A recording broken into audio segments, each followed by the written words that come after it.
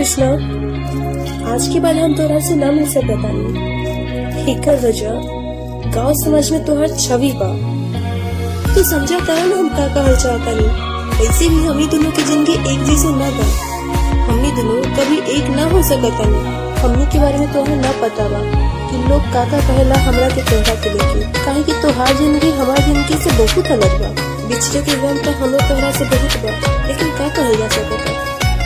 आसमान जमीन एक बन जा। घाव जुदाई के दे दिहलो दिल में, हंसत जिंदगी के डललू मुश्किल में।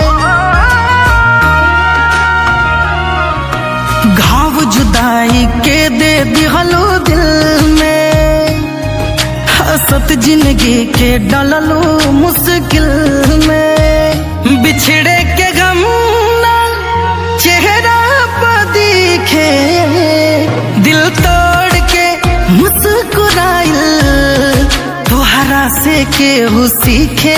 दिल तोड़ के मुस्कुराइल तोहरा से केहू सीखे।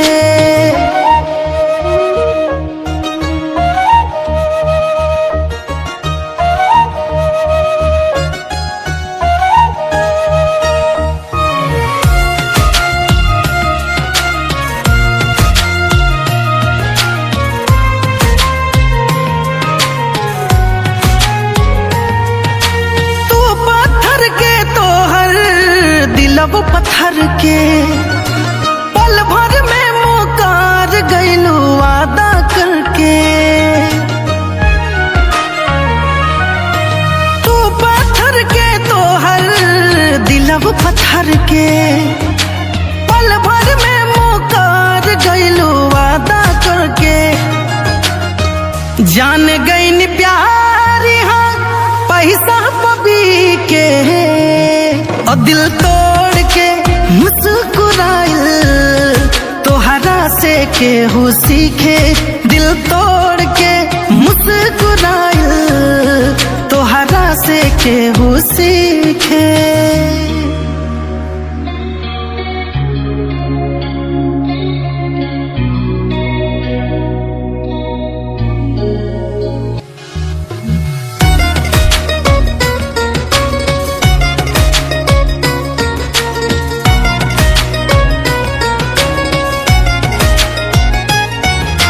राख भइल अरमान नाही होश बाटे,